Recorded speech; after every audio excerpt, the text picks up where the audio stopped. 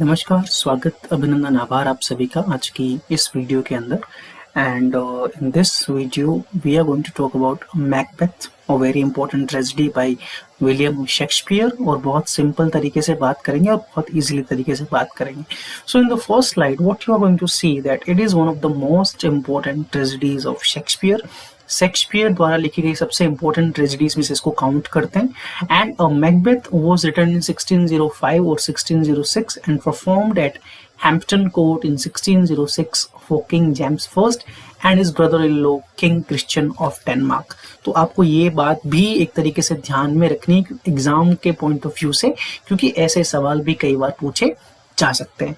Next जो चीज है वो क्या है कि आपको जब भी आप कोई प्ले पढ़ते हैं तो what you have to keep in mind the source of the play. So the source of the play is Raphael Holinshed's chronicles of England, Scotland and Ireland which was written in 1565। So ये इस play के बारे में आपको एक basic जानकारी दी है। Tragedy है, बहुत प्यारी ट्रेजेडी है and it is one of the greatest bye William Shakespeare. और हम लोग कोशिश करेंगे कि इसकी परत दर परत and each and everything which is related to the play we are going to see in this video. To begin with the play हम लोग सबसे पहले कैरेक्टर्स के बारे में बात करते हैं। तो आपको एक जो कैरेक्टर्स की लिस्ट है इसमें आपको वही कैरेक्टर्स देखने को मिलेंगे जो बड़े इंपॉर्टेंट हैं। ठीक है जी। सबसे पहले आपको एक कैरेक्टर देखने को मिल रहा है Macbeth which is tragic hero, thane of Glamis, जो कि शुरुआत में इनका पद होता है, फिर थैन ऑफ क्वाडोर में चेंज हो जाता है। उसके बारे में भी बात करेंगे आगे स्टोरी के अंदर। Next Duncan the king of Scotland. Remember this particular point कि ये जो प्ले है, आपको मैं एक कैरेक्टर के साथ साथ थोड़ी सी बात यहाँ पे ये करना चाहूंगा कि ये एग्जैक्टली ये प्ले भी किन किन एग्जाम्स के लिए ज्यादा इंपॉर्टेंट है। If you are preparing for any PGT exam then it is going to be a very important play. If you are preparing for NTA UGC NET then it is going to be very important play, because इसमें से सवाल आपको कभी ना कभी बिल्कुल आपको एक से दो सवाल देखने को जरूर मिलते हैं। So this is one of those place जो बड़ा फ्रूटफुल है, जो बड़ा इंटरेस्टिंग है और जो कहीं ना कहीं आपको बहुत सारी चीजें आप इससे शेक्सपियर की राइटिंग के बारे में भी जान सकते हो। So I have talked about two characters. The first one is Macbeth, who is the tragic hero, the Thane of Glamis in the beginning of the play. Next is Duncan, King of Scotland, जिसके around ये पूरे play की जो सारी माता पच्ची है वो घूमती है। ठीक है, इनका मर्डर वर्डर होता है, वो सारी बातें हम लोग आगे करेंगे। मैल्कम एंड डोनाब्लेन दोनों के दोनों बेटे हैं डंकन जी के। ठीक है। Next Lady Macbeth, one of the most furious characters ever written by William Shakespeare कहा जाता है। इस चीज को क्यों कहा जाता है? क्योंकि आप ये जरूर ध्यान रखिएगा कि लेडी मैकबेथ का जो कैरेक्टर है वो कहीं ना कहीं शेक्सपियर के one of the very strange characters में से एक है। ठीक है। और बहुत ही शानदार तरीके से जो है पोर्ट्रे किया हुआ है, उस चीज को हम लोग खास ध्यान रखेंगे। और इनको एक बहुत इंपॉर्टेंट क्वेश्चन बहुत बार एग्जाम्स में आ चुका है कि who is the fourth which in the play Macbeth, तो उसका आंसर भी होगा लेडी मैकबेथ। अगली हम बात करते हैं बैंक्वो। बैंक्वो ध्यान रखना मैकबेथ का दोस्त है, चड्डी बड्डी यार है, लंगोटिया यार है, साथ में सारी जो है ये लड़ाइयां वगैरह जीतते हैं। और ये जो ये तीन चुड़ैले हैं उनसे भी ये लोग साथ में मिलते हैं। So you have to keep this thing in mind also. अगली इंपॉर्टेंट चीज फ्लिएंस, ज्यादा इंपॉर्टेंट रोल नहीं है पर ये कहीं ना कहीं मैकबेथ के लिए एक फियर बन के निकलता है, इसलिए फ्लिएंस का भी रोल थोड़ा सा इंपॉर्टेंट हो जाता है। And Fleance is who is Fleance? Fleance is the son of Banquo. अगली इंपॉर्टेंट चीज थ्री मर्डरर्स, जैसा कि हर 60s 70s 80s की फिल्म में होता था कि कोई ना कोई एक मर्डरर, एक बढ़िया जो गुंडा है जो अपना जिसको अपन पैसे दे के काम करवाया करते थे, वही सीन यहाँ पर भी है कि तीन मर्डरर हैं जिनका काम है सुपारी लेने का और आदमी को उड़ाने का। अगली इंपॉर्टेंट जो कैरेक्टर है वो है Macduff. Macduff thane of Fife and he is a very important character because he is going to bring the fate to mister Macbeth.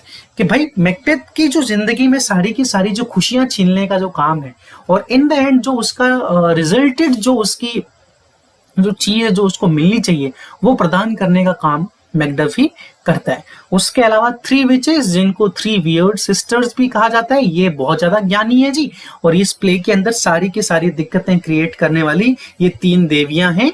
इनके बारे में भी हम लोग बात करेंगे, जिनकी बातों में आकर मैकबेथ जी बहुत कुछ कर जाते हैं, and that results in a very great tragedy.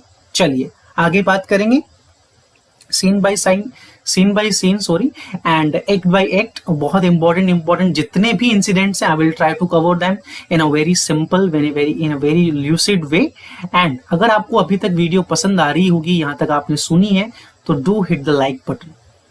आगे देखते हैं क्या है इस प्ले के अंदर। चलिए अभी हम लोग बात करते हैं आउटलाइन ऑफ द प्ले के बारे में, क्योंकि ये देखिए, आप जब भी किसी भी लिटरेरी वर्क को पढ़ते हैं, चाहे वो पोएम हो, चाहे वो प्ले हो, चाहे वो कोई प्रोज हो, चाहे वो कोई ऐसे हो, तो what you have to keep in mind कि अगर आप एज अ लिटरेचर स्टूडेंट अगर आप उसका आउटलाइन पढ़ते हैं, तो then it will give you a idea about the whole work, that what is trying to say, और या फिर हमें इसको पढ़ के क्या हम लिटरेरी जो हमारी अचीवमेंट है उसको अचीव करने वाले हैं। So in this slide you will be seeing the simplistic English, and in a very important way I will be trying to define you that what is the outline of the play. According to some critics, Macbeth is one of the shortest plays ever written by Shakespeare. सबसे important चीज, छोटा सवाल है, TGT PGT में पूछा जा सकता है कि one of the shortest play कौन सा है bye William Shakespeare is Macbeth. Macbeth is one of the best crafted tragedies written by Shakespeare. If we look at the theme of the play, then we will get to know that it talks about human zeal for something, arrogance, conspiracy and ignorance. ध्यान रखना, जब आप इस play को पढ़ोगे, जब आप इस प्ले को समझने की कोशिश करोगे, then what you are going to get कि जब एक आदमी किसी एक ऐसी चीज के बारे में पागल हो जाता है जो एग्जैक्टली उसकी है नहीं, ठीक है, और जब उसको एरोगेंस हो जाता है, जब उसको घमंड हो जाता है, so what he do that he is never going to think about कि क्या सही है, क्या गलत है, क्या मुझे ये चीज करनी चाहिए या नहीं करनी चाहिए, या अगर इस चीज के मेरे लिए क्या परिणाम हो सकते हैं, he is never going to think about that. Here we also see that Shakespeare has a great power to characterize any character superbly, even if it is a supernatural character also. And Three Witches का जो character है उसके बारे में बात कर रहे हैं कि यहाँ पे आपको क्या देखने को मिलेगा कि कितना सुपर्बली उन्होंने थ्री विचेस के कैरेक्टर को भी पोर्ट्रे करने की कोशिश की है, क्योंकि ये एक आसान कैरेक्टर नहीं होता किसी भी राइटर के लिए to develop a character which is super natural, क्योंकि उसकी एक इमेजरी, उसकी जो डायलॉग्स हैं, उसकी जो पर्सोना एक क्रिएट करना होता है, that is not a easy task to do. In this play there is a great picturisation of the fact that ambition is a good thing to have, but when someone crosses its limits, then it generally harms the persons who had that ambition. आपको ये भी चीज ध्यान रखनी है कि भाई जब आप एक एम्बिशन रखते हो, आप महत्वाकांक्षी बनिए, बट आप अपनी महत्वाकांक्षा के अंदर ये मत भूल जाइए कि उसकी भी कुछ न कुछ लिमिट्स जरूर होंगी। Here the ambition of getting the throne puts Macbeth in a danger, and he have to face a great series of consequences to him because of that ambition. आपको ये भी चीज ध्यान रखनी है कि इसके अंदर, इस प्ले के अंदर पर्टिकुलरली क्या होता है कि मैकबेथ का जो एम्बिशन होता है टू बिकम द किंग, जब वो उन थ्री विचेस की बातें सुनता है और उनकी बातें उसे बड़ी लालायित करती हैं, बड़ा उसको अच्छा लगता है, वो क्या मजा आ गया, ये न्यूज सुन के तो पागल हो जाता है कि इस जग का अपन, अभी तो अपन ही गणेश गायतोंड है, पूरी की पूरी दुनिया अपनी है, ठीक है, और वो जो एम्बिशन होता है उसका, वो एम्बिशन कहीं ना कहीं उसके लिए प्रॉब्लम्स क्रिएट करता है। अगली इंपॉर्टेंट चीज हम देखते हैं, this also tells one more thing, that humans have a zeal towards acquiring power, and for that they do things which they find wrong, but their innate instinct of getting power forces them to do so, and that's why we can find out this human weakness of lust of power was greatly portrayed by William Shakespeare in this play. और एक भी आपको चीज ये भी समझनी है कि जो पावर है उसको लेके इस दुनिया के अंदर एक अलग ही जो है घमासान चलती होती है कि पावर के पीछे when a person goes, he doesn't think about what is right and what is wrong, what is the value he have to give for that ambition. उसको ये भी नहीं सोचता है कि इस जो मैं करने जा रहा हूं उसके लिए मुझे क्या वैल्यू चुकानी पड़ेगी, वो इसके बारे में भी सोचने में बिल्कुल भी संकोच नहीं करता है, और वो उसको कहीं ना कहीं बहुत गलत रास्तों पर भी लेके जाती है। ये कहीं ना कहीं विलियम शेक्सपियर ने इस प्ले के अंदर पोर्ट्रे किया है। Now let's go to the summary and we will do it in a very simplistic way. चलिए जी, शुरुआत करते हैं अपने एक्ट फर्स्ट से, एंड इसमें आपको बहुत सारी चीजें क्लियर भी हो जाएंगी। So the first thing which is written out there is the play takes place in Scotland. Duncan the king of Scotland is at war with king of Norway. आपको ये बात बड़ी इंपॉर्टेंटली समझनी है कि भाई ये प्ले की सेटिंग कहाँ की है, अपनी स्कॉटलैंड की है। ठीक है, कई बार छोटे एग्जाम्स में ये सवाल भी पूछा जा सकता है। अगली इंपॉर्टेंट हम बात करते हैं कि जब ये प्ले सेट है कहाँ पर, नॉर्वे में के अंदर है। नॉर्वे में क्या हो रहा है कि भाई जो किंग डंकन है स्कॉटलैंड के, वो अपनी आर्मी के साथ नॉर्वे के साथ जो है लड़ाई में लगे हुए हैं। अब क्या होता है, he gets to know that Macbeth is fighting wonderfully in the battle and won the battle for Scotland. Duncan becomes very happy to hear that. और पता चलता है कि भाई साहब हमारे जो एक बहुत प्यारे से बंदे हैं मैकबेथ जी, उन्होंने बड़ा ही शानदार युद्ध किया है और जो युद्ध जो है स्कॉटलैंड के लिए जीत लिया है, और बंदा पूरा एकदम जो है खुश है, बहुत सही तरीके से जो है बड़ा बढ़िया जो है खुश है। अब क्या होता है, खुशी खुशी में उसके साथ मैकबेथ के साथ एक बैंको भी होता है। ठीक है, वो क्या करते हैं, वो दोनों भाई अब निकल रहे हैं अपने घरों की ओर और अपने किंग की तरफ पहले जाने की कोशिश कर रहे हैं। युद्ध के जो फील्ड से वहां से वो जा रहे हैं अब स्कॉटलैंड के किंग के पास। और बीच रास्ते में क्या होता है, आप एक सोचो कि एकदम जो है ऐसी कोई फिल्म में किसी एक इमेजिनेशन करो कि भाई आपको जो है एक ऐसी जगह है जहाँ पे सुनसान है। ठीक है, ऐसे आवाज आ रही है, ऐसे आवाजें आ रही है, बड़ा एक जो है खतरनाक सा माहौल बना हुआ है। और उसके अंदर क्या होता है, 3 विचे जैसे आवाज करती हुई आती है जो डरावनी सी आवाज एकदम। ठीक है, और सफेद साड़ी में और बहुत बुरी सी जो है उनकी जो है शक्लें हैं। ठीक है, और वो मैकबेथ को कहती हैं, दोनों को देखती हैं और बहुत तगड़ी सी जो है 3 जो है कह सकते हैं कि घोषणाएं करती हैं, उद्घोष करती हैं। 3 बहुत ज्यादा भविष्यवाणियां करती हैं। क्या भविष्यवाणियां करती हैं कि पहली बात तो बोलती है भाई साहब मैकबेथ तुम बनोगे थेन ऑफ क्वाडोर, कि बेटा तुम्हारा हो रहा है प्रमोशन थेन ऑफ ग्लैमिस से, तुम बन रहे हो थेन ऑफ क्वाडोर। ठीक है, दूसरी चीज वो बोलती है कि बेटा मैकबेथ तुम बनोगे किंग ऑफ स्कॉटलैंड, तुम्हें कोई अब रोकने वाला है नहीं दादा। अगली इंपॉर्टेंट चीज वो क्या बोलते हैं कि बैंको भाई तुम जो है तुम्हारे साथ सीन है कि तुम तो नहीं बनने वाले किंग, बट तुम्हारा बेटा बनेगा तो तुम क्या हो जाओगे, बैंको you will be the father of the king. ठीक है, कि भाई तुम जो है फादर ऑफ द किंग जो है जरूर बन सकते हो। अगली इंपॉर्टेंट चीज इस सीन में क्या होती है, एक्ट में क्या होती है कि भाई थोड़ी देर बाद जब वो चल रहे होते हैं, वहां से निकलते हैं, तो वहां पर एक बंदा आता है आर्मी से और वो कहता है कि दादा मैकबेथ आपको बना दिया गया है थेन ऑफ क्वाडोर।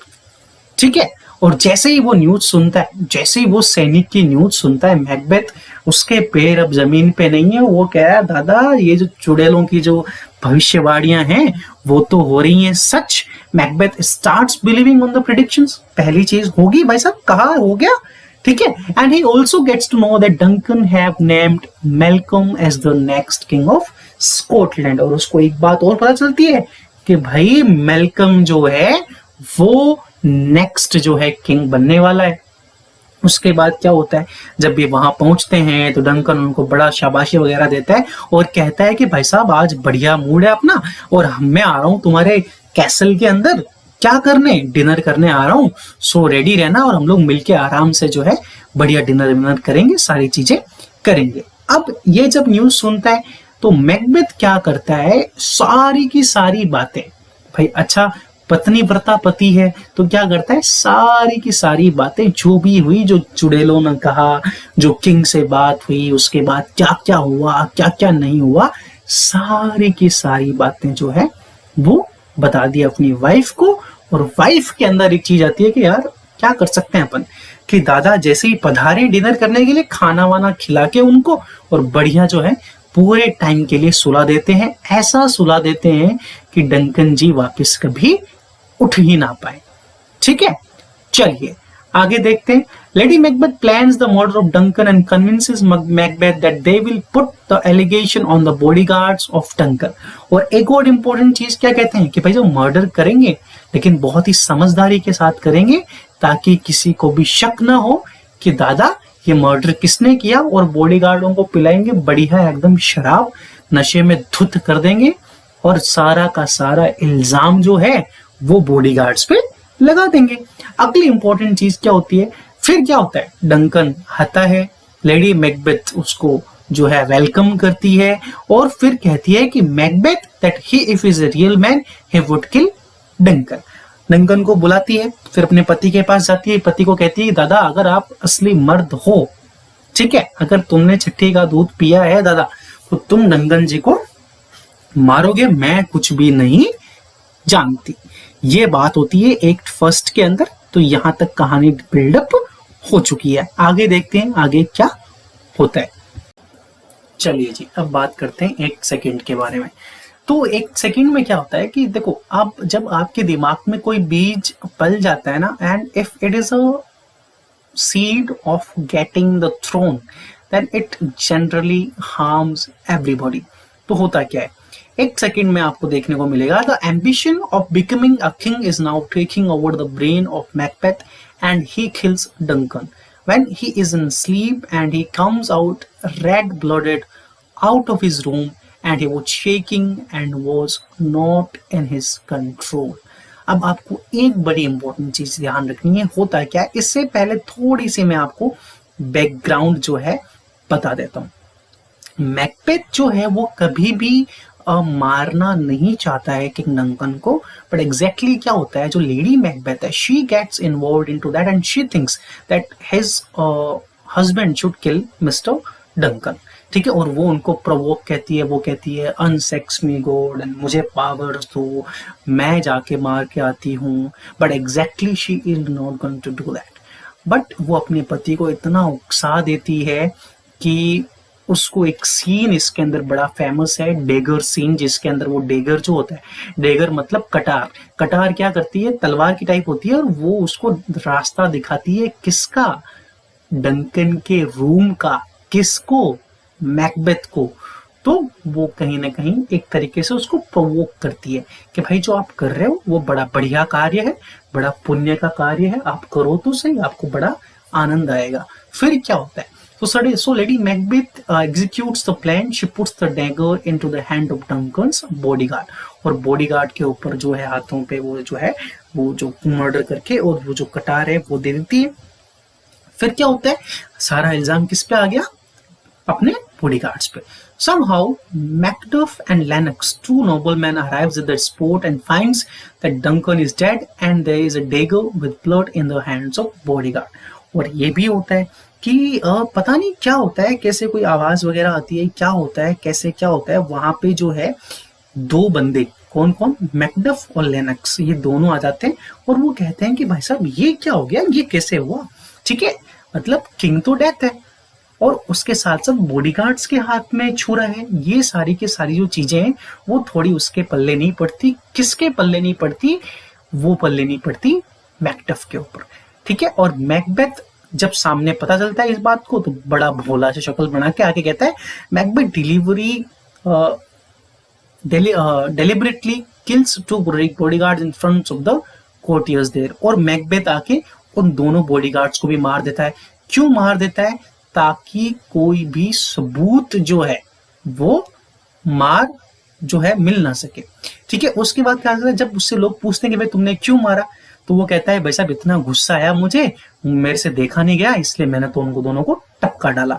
अगली इंपॉर्टेंट चीज क्या है, Macduff and Lennox don't believe on him. Macduff और लेनक्स को विश्वास नहीं हो रहा, मुझे वो कह रहे हैं दादा इसमें कुछ ना कुछ दाल में काला है, पर उनको क्या पता कि पूरी की पूरी दाल ही काली है। And at that time the both of the sons of Duncan, Malcolm and Donalbain runs from their respective to England and Ireland. और दोनों कौन से, मैल्कम और डोनाबियन कौन है, डंकन के बेटे हैं। उनको लगता है कि दादा पिताजी का नंबर आ गया तो हम कौन से हैं, हम भी यहाँ से निकल जाते हैं। और पहला बंदा तो चला जाता है इंग्लैंड और दूसरा चला जाता है आयरलैंड। क्यों, क्योंकि उनको लगता है कि पापा को जब मार दिया तो हम कौन से खेत की मूली है। अगली इंपॉर्टेंट चीज, जब ये दोनों भाग जाते हैं तो उससे क्या होता है, लोगों के माइंड में डाउट होता है कि क्या पता इन दोनों ने ही मारा, ठीक है, क्या पता कोई कॉन्स्पिरेसी हो, ठीक है। बट उसके बाद क्या होता है कि बैंक्वो जो है, बैंक्वो को लगता है कि यार कुछ ना कुछ गड़बड़ तो है, और ये भी हो सकता है कि मैकबेथ ने मारा हो, ठीक है। बट वो साइलेंट रहता है। वो क्यों साइलेंट रहता है? क्योंकि उसे लगता है कि भाई अब क्या होगा, अब अपना बेटा जो है फ्लियंस, वो क्या होगा, किंग बनेगा। किसका? स्कॉटलैंड का, ठीक है। तो इस लालच के अंदर वो किसी को कुछ भी बताने की हालत में नहीं रहता, ना कुछ बताता है। आगे क्या होता है नाउ, अब जब क्या होता है, सारी की सारी सिचुएशंस क्लियर है, तो मैकबेथ को जो है किंग ऑफ स्कॉटलैंड बना दिया जाता है। यहां तक एक्ट ऑफ सेकंड में होता है। बहुत सिंपली आपको बातें समझाने की कोशिश कर रहा हूं, आई गेस आपको सारी बातें क्लियरली समझ में भी आ जाएंगी। चलिए आगे देखते हैं क्या कहानी है। अभी चलिए बात करते हैं अपन एक थर्ड के बारे में, बड़ा सिंपलिस्टिकली बात करेंगे। क्या होता है कि अभी भी मैकबेथ किंग बन गया, पर उसको लगता है कि यार अभी भी स्लाइट चांस है, क्योंकि थर्ड प्रोफेसी के अकॉर्डिंग बैंक्वो का जो बेटा है वो भी अभी किंग बन सकता है। तो वो क्या कहता है कि भाई साहब, मुझे मेरे और सत्ता के बीच में कोई भी व्यक्ति नहीं चाहिए, ठीक है। तो वो क्या करता है, वो 3 मर्डरर्स को बुलाता है और कहता है दादा ये लो सुपारी, मतलब पैसा, और जाओ और बैंक्वो और उसके बेटे फ्लेयंस को मार डालो, ठीक है, ताकि कोई भी बंदा उसके और उसके थ्रोन के बीच में नहीं है, ठीक है। होता है क्या है कि भाई वो 3 मर्डरर्स जाते हैं दोनों को मारने, पर बैंक्वो को तो मार देते हैं और फ्लियंस वहां से भाग जाता है, ठीक है। फिर वो जाते हैं मालिक को बताने की दादा हमने क्या क्या किया। मालिक को आता है गुस्सा। मालिक कहता है कि अरे यार बैंक्वो से तो मुझे ज्यादा दिक्कत थी नहीं, मुझे दिक्कत तो फ्लियंस से थी, और तुम उसको मार पाए नहीं, कैसे आदमी हो तुम, बेकार एकदम, ठीक है। फिर क्या कहता है, मैकबेथ सब कुछ अपना एंजॉय करना चाहता है, वैसा पावर मिली है, थोड़ा मजा लेना चाहता है, तो वो कहता है वैसा मैं कर रहा हूँ बढ़िया भोज का आयोजन, जिम्मन आओ सब लोग, एक बढ़िया डिनर पार्टी आयोजित करता है, सब लोगों को बुलाता है, सारे जितने भी उसके सैनिक वैनिक जो भी जानकार वानकार है सबको वो बुलाता है, ठीक है। और फिर क्या होता है, जैसे ही वो बुलाता है पार्टी में, डिनर चल रहा होता है, लेकिन होता क्या है, उसके सामने ऐसा लगता है, उसको कुर्सी पे बैठा है वो किंग की, और उसको लगता है कि यार ये बैंक्वो बैठा है मेरे सामने, है ना। और वो हो जाता है पागल कि यार ये बैंक्वो का भूत कहां से आ गया, ये तो मर चुका है, हाय राम ये क्या हो गया, क्या दिक्कत हो गई। फिर क्या होता है कि जैसे ही वो देखता है ही बिकम्स इनसेन, पागल हो जाता है कि यार क्या हो गया, ये क्या देख लिया, देखो वहां कौन है, वहां कौन है, वहां कौन है, मतलब ही बिकम्स सीमिंगली इनसेन, ठीक है। उसके बाद क्या होता है, जब लेडी मैकबेथ ऐसी हरकतें देखती है तो वो कहती है दादा क्या पगला गए हो क्या, और फिर क्या कहती है सबको कि ऐसा है, बुरा ना मानिएगा, इनको तो ऐसे दौरे आते रहते हैं, आजकल एकदम सठिया गए हैं, उम्र हो गई है ना, ठीक है। मैकबेथ वहां रहता है, मैकबेथ कहता है यार ये कुछ अजीब सा नहीं हो रहा, ठीक है। और फिर उसको जो है मैकबेथ के ऊपर डाउट होना स्टार्ट हो जाता है। उसके बाद क्या होता है, वो क्या करता है कि यार अब मुझे इस कंट्री को बचाना है, क्योंकि मैंने सरकार का नमक खाया, और नमक जो खाया उसका कर्ज तो चुकाना पड़ेगा। तो वो जाता है मेलकम के पास, और मेलकम कौन है, मेलकम है डंकन का बेटा, जो कि इंग्लैंड के अंदर है, और वहां अपने कुछ साथियों की मदद से एक आर्मी बना रहा है, और मैकबेथ जाके उनकी हेल्प करने वाला है। ये सारी की सारी बातें डिसाइड होती हैं। और जब मैकबेथ को बड़ा डर लगता है, बड़ा वो अनसर्टन होता है अपने फ्यूचर के बारे में, तो वो कहता है कि दादा अब तो मैं वो 3 दादियों के पास वापस जाऊंगा, उनसे कुछ न कुछ इस समस्या का जो है समाधान पूछूंगा, क्योंकि मुझे श्योर होना है मेरे और मेरे थ्रोन के बीच में कोई भी आना नहीं चाहिए। So we will look at the other things in the act 4। चलिए देखते हैं। चलिए भाई बात करते हैं act 4 which is the second last act of this play, उसके बारे में बात करते हैं। मैकबेथ पहुंचता है भाई साहब कहाँ, मैंने जैसे कि पिछली बार बताया था आपको, उन सारी की सारी चुड़ैलों के पास। ठीक है, वो जाता है और उनसे कहता है कि दादा बताओ कुछ इलाज इस समस्या के बारे में। तो वो कहती है ऐसा है, ये मैजिक बॉक्स पड़ा है, इसमें से मैं देख के तुम्हें बताती हूँ। फिर वो कहती हैं कि भाई साहब मैं तुम्हारे बारे में करूंगी 3 भविष्यवाणियां। पहली चीज कि उन्हें वो कहती है बेटा मेकटब जो है उससे थोड़ा दूर रहना, थोड़ी दिक्कत उससे तुम्हें हो सकती है। पहली बात तो ये बोलती। दूसरी बात ये बोलते हैं कि तुम ऐसे किसी भी आदमी से मत डरो जो किसी एक औरत के गर्भ से जिसका जन्म हुआ है। ठीक है, जो fear no man born of a woman, उससे आपको डरने की कोई भी जरूरत नहीं है। ठीक है, and he will fall only when Birnam woods come to his castle. और वो एक और बात कहती है कि बेटा तेरी मौत उसी दिन निश्चित होगी जिस दिन बिरनम का जंगल तेरे महल के सामने खुद आके खड़ा होगा। तो वो कहता है ऐसा थोड़ी होता है यार, ठीक है मैकडब को तो मैं संभाल लूंगा, पर ये दोनों चीजें थोड़ी होती है भाई। सभी जो आदमी होते हैं वो माता के गर्भ से ही पैदा होते हैं, और सेकंड चीज जंगल चल के थोड़ी ना आएगा मेरे घर पे। तो वो दोनों चीजों में बड़ा श्योर हो जाता है। फिर क्या कहता है, जब वो तीनों चीजें सुनता है तो वो कहते हैं यार दिक्कत तो मुझे ऐसा लगता है मैकडब के साथ ही है, तो मुझे क्या करना चाहिए, मुझे बुलाना चाहिए 3 मर्डरर्स को। और 3 मर्डरर्स को बुला के कहता है दादा मैकडब को ढूंढो और खलास करो। फिर क्या कहता है, मैकडब को ढूंढो, चाहे खलास करो, चाहे कुछ भी करो, लेकिन उसके परिवार को भी मत छोड़ो। फिर जब वो 3 मर्डरर जाते हैं, कहाँ जाते हैं, मैकडब को मारने के लिए। वहां मैकडब मिलता नहीं क्योंकि मैकडब तो है इंग्लैंड के अंदर। और फिर वो क्या करते हैं, वो अपने उसके बच्चे और उसकी जो पत्नी है मैकडब की वाइफ एंड हिज चिल्ड्रन, उनको वो मार देते हैं बहुत ही निर्दयता के साथ। और फिर जब इस बात का पता चलता है किसको, मैकडब को, कि यार मेरे तो परिवार को मार दिया, तो वो कहता है मेलकम के साथ मिलके कि दादा अब अपन करेंगे अटैक किसके ऊपर, स्कॉटलैंड के ऊपर। तो ये एक्ट 4 के अंदर होता है। आगे देखते हैं एक्ट 5 में क्या होता है, कंक्लूजन क्या होता है, और फिर उसके बाद will do some different things. चलिए देखते हैं। चलिए भाई अब इस प्ले के बारे में बात करते हैं कि एग्जैक्टली अब इस प्ले में क्या होता है। तो एग्जैक्टली हो क्या रहा है कि इस प्ले के अंदर एक दिक्कत हो रही है। दिक्कत क्या हो रही है कि जो लेडी मैकबेथ है वो कहीं ना कहीं डंकन के मर्डर को भुला नहीं पा रहे, and she is not able to justify it also. उसके हाथ में उसको लगता है कि खून है और वो बहुत परेशान होती है इस चीज से। And suddenly she started sleep walking, उसकी तबीयत बहुत बीमार हो जाती है वो, और बहुत ज्यादा परेशानियों में वो घिर जाती है। आगे देखते हैं आगे क्या होता है। So now in the play we get to know that Lady Macbeth is becoming very ill. She is now feeling very guilty that she has participated and planned the death of nobleman like Duncan, and she feels that she have blood stains on her hand and she can't wash them. ठीक है, उसको लगता है कि मेरे हाथ खून से सने हुए हैं और मैं इनको जो है कभी भी जो है धो नहीं सकती। उसके बाद क्या होता है, सडनली ये सब चल रहा होता है और होता क्या है कि मैकडफ और मेलकम पूरी की पूरी आर्मी लेके कैसल के बाहर खड़े हैं। किसका कैसल, कैसल किसका, हमारे मैकबेथ भैया का। और मैकबेथ जी जो हैं, ठीक है, उसका दिमाग खराब कि यार ये मैकबेथ के कैसल के बाहर, जो कि कैसल का नाम आपको बड़ा इंपॉर्टेंटली याद रखना है, क्वाडोर कैसल। ठीक है, जो क्वाडोर कैसल है उसके बारे में हमें ध्यान रखना है। ठीक है, वो कहीं ना कहीं एक बड़ा इंपॉर्टेंट जो है ध्यान रखना है नाम। और वहां पे जाके वो देखता है कि यार ये क्या हो रहा है मेरे साथ, ये है ना, बाहर इतनी बड़ी आदमी आई।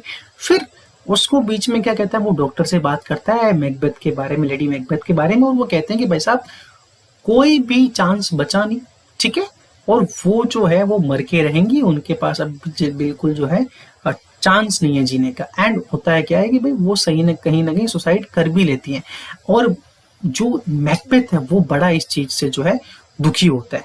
उसके बाद मेलकम जो है बीच में ये कहता भी अपने सारे के सारे जो उसके सोल्जर्स हैं उनसे कहता है कि दादा ऐसा करना, बिरनम जो ये जंगल है उसके अपने को जो ये पेड़ हैं वो अपनी आर्मी के आगे लगा के चल रहे हैं ताकि अपन को सुरक्षा हो सके। और फिर जब ऐसा मंजर देखता है वो सर्वेंट मैकबेथ का, तो जाके बोलता है कि दादा बिरनम के जो जंगल हैं वो आ रहे हैं यहाँ पे अपने लड़ने। ठीक है, तो वो उसका दिमाग और भी खराब होता है कि अरे मेलकम की आर्मी आई वो ठीक, लेकिन ये बिरनम का जंगल कैसे आ गया। ठीक है, एंड फिर क्या होता है, फिर सारा का सारा युद्ध होता है, मैकबेथ जाता है, बहुत शानदार तरीके से लड़ता है, बहुत मारता है, लेकिन जब उसका सामना किसके साथ होता है, मैकडफ के साथ होता है, बहुत भयंकर लड़ाई होती है, बहुत भयंकर लड़ाई होती है, और फिर मैकबेथ उसको कहीं ना कहीं मार देता है। ये पूरी की पूरी चीजें होती है, और वो कहता है दादा मेरा जन्म तो गर्भ से नहीं हुआ, मेरे को तो सिजेरियन जो प्रक्रिया होती है जन्म की उससे मैं पैदा हुआ हूँ सर, ठीक है, तो मैं तो नेचुरली पैदा हुआ ही नहीं, इसलिए मैं आपको मार सकता हूँ। उसके बाद क्या होता है, खलास, मैकबेथ तो खत्म। और इन द एंड प्ले के अंदर क्या होता है, मेलकम को जो है वो किंग ऑफ स्कॉटलैंड बनाया जाता है। और ये कहीं ना कहीं शेक्सपियर के प्ले की खासियत भी होती है कि हमेशा वो रिकंसिलेशन करवाते हैं, कुछ ना कुछ पॉजिटिव नोट पे एक ट्रेजेडी को कहीं ना कहीं छोड़ने की कोशिश करते हैं। चलिए, अब ये प्ले कहीं ना कहीं एग्जैक्टली आपको समझ में आया होगा। Now or till the next time we will meet within some other chapters with some other good literature. तब तक के लिए लाइक शेयर सब्सक्राइब कीजिए। And one thing which I always wanted to say कि आप में से बहुत सारे लोग कहीं ना कहीं वीडियोस को जो है देखते नहीं हैं, या देखते भी हैं तो उसको जो वॉच टाइम है वो बड़ा कम है। And most of you watch the videos but don't subscribe the channel, so please do that. And if you like my work, if you think that it is good or is bad, जो भी आपका सवाल या जो भी आपके विचार हैं वो कहीं ना कहीं कमेंट्स में रखने की कोशिश करें, कृपा करके इतना सा, ताकि मुझे भी अपने वर्क के बारे में आप लोगों से जानने को मिले। And please do share the videos and please let me know in the comments. तब तक के लिए जय हिंद, जय भारत, नमस्कार, जय श्री राम।